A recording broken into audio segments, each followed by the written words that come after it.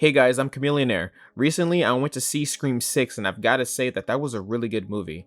I was curious to see if the filmmakers could match the quality of last year's Scream. I won't spoil the ending, but like in every other Scream movie, the reveal of Ghostface is always someone you wouldn't suspect, making you feel like you can't trust no one you first meet in the film. The first two films are tough acts to follow, but bravo to everyone involved in this, and it looks like the franchise is in good hands. One of my favorite things about the movie were the fight scenes. I don't think I've ever seen Ghostface throw hands like they did in this one. They were really giving me Mike Myers vibes, seriously. This got me thinking if I could take them in a fight, which brings me to the topic of this video. What movies could I survive in? The list consists of 5 iconic movies: Scream, The Texas Chainsaw Massacre, Nightmare on Elm Street, Friday the 13th, and Halloween. First, let's talk about Nightmare on Elm Street. The film's plot concerns a group of teenagers who are targeted by Freddy Krueger, an undead former child killer who can murder people through their dreams as retribution against their parents who burned him alive. Freddy's primary method of killing his victims is using his bladed leather glove he crafted in his boiler room. Freddy is driven only by his desire to kill, an insatiable sadist who delights in terrifying his targets before killing them and will often spend weeks twisting the dreams of his quarry before moving in for the final blow. For a professional killer, he showcases very little composure. He is prone to fits of joy and rage as he chases down his prey. Unresponsive to reason and deaf to plead for mercy, Freddy is a nightmare made flesh, just what he always wanted. Could I take him? In all honesty, he'd kill me. The fact that I can't even sleep is the main factor. Sleep results in both reduction of performance-based energy demands and thermore regulatory needs. In the absence of sleep, energy is not stored and instead 1/3 more energy is used. Pulling all-nighters, drinking coffee, and chugging Red Bull is extremely unhealthy, and probably sleep deprivation would kill me before Freddy does. Next, let's talk about Jason. Jason's movie series is called Friday the 13th. The franchise mainly focuses on the fake hockey player Jason Voorhees, who was thought to have drowned as a boy at Camp Crystal Lake due to negligence of the camp staff. Decades later, the lake is rumored to be cursed and is the setting for a series of mass murderers when a bunch of angsty teenagers decide that a random-ass camp in the middle of nowhere with a legend that involves a kid drowning to death is the perfect place for them to get their freak on. Jason is very interesting because of his personality, which is nothing. Jason is a blank murderous cipher, nothing more than a killing machine. He stalks the camp with his trademark machete and hockey mask, striking fear to anyone who dare crosses him. Could I take him? Hell no. Not only is this dude a zombie, but he's indestructible. If you watch Freddy vs. Jason, Freddy did a ridiculous amount of damage to him. Dude punctured both his eyes, cut his fingers off his hands, and was even penetrated by his own machete. Nothing will put him down, so what could I even do? Even with a shotgun, he'll still my ass. Next is Michael Myers from the Halloween series. Michael Myers is pretty similar to Jason for the simple fact that he just walks silently around his neighborhood stalking his victims, but he actually is alive.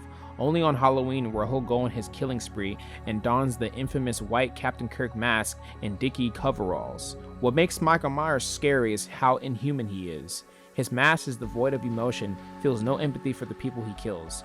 Dude straight up murdered his own sister when he was just an adolescent. Kills young people, old people, and even kids. If that doesn't scream evil bastard, then I don't know what will. Could I take him? Yeah, I'm sure I could do some damage. All the people in his movies were dumb. My adrenaline would be on steroids. All I need to use is my stealth skills to hide and catch him by surprise. Steal his knife, but first we gotta bust him in his kneecaps, grab a gun and blast his ass. Headshots only and we double tap. Moving on to Leatherface of the Texas Chainsaw Massacre series. The franchise focuses on the cannibalistic spring killer Leatherface and his family who terrorize unsuspecting visitors to their territories in the desolate Texas countryside, typically killing and subsequently cooking them, taking place in the 1970s. Leatherface's personality is only determined by whatever mask he chooses to wear. As for him, he lacks that, which is why he'll wear a female mask and start dressing like a woman as an example. In the first Texas Massacre movie, he wore 3 different masks, referred to as the Killing Mask, the Old Lady Mask, and the Pretty Woman Mask. Leatherface is mentally challenged, so when killing people, he doesn't have a strategy. He's just loud, messy, and very unorganized. Leatherface is a whole man-child. He's scared of so many things and kills due to orders of his older brothers. It's weird that even though he's the most violent member of his family, he's the one that's scared of everything. Could I take him? I'd be injured, but I could kill him. I'll admit, he's big as hell and got the strength, but I got that too, and something that I would have are his weapons. I will use my stealth to steal his butchery tools to straight up mutilate him. I'ma trick him and dash him. Lastly, we got Scream. The main plot involves a psychopathic serial killer wearing a Halloween costume attempting to kill Sidney Prescott and various other characters involved in her life. Each film begins with gory murder of at least 2 people and takes off from there, leading to the revelation of the killer's identity and the final battle between Sidney and the killer. What makes Scream so groundbreaking is its self-awareness and distinction of slasher films, exposing their ridiculous tropes while also respecting them, resulting in a screenplay that was a love letter to horror while also building it back up from its ruins. It had the exact same tropes of the virginal final girls, victims making dumb mistakes, and a masked killer who could seemingly be everywhere at once, but it wasn't more of the same old formula that had turned moviegoers away. To top it off, Scream nailed it with its phenomenal ending. With so many other franchises, you know what's going to happen. Michael Myers or Jason Voorhees are going to kill some teenagers, a girl is going to fight back and kill them, but before the credits roll, the killer will rise up to get ready for the next sequel. Not Scream. Ghostface was scary, but we had no idea who was behind the mask, which made him even more terrifying. Even a non-horror fan could watch the movie and enjoy its mystery, and with each movie it's always going to be someone you wouldn't suspect, making the reveal surprising, and you would try to remember the Ghostface's behavior from earlier in the movie when we first meet them. Could I take them? Absolutely, I will body their ass for real for real. From the first Scream to the 2022 version, Ghostface gets their ass whipped by randos, and sometimes they be falling over things looking goofy.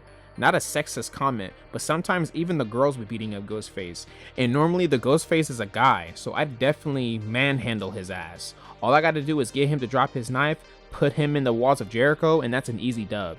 So that's 3 out of 5 movies that I'd survive. Feeling pretty confident in my skills, but do you feel confident in yours? Which movies do you think you'd survive in? Tell me your methods in the comments and I might do a part 2, but we'll see. Thanks for watching. I'm Chameleonaire. I'ma see ya next time.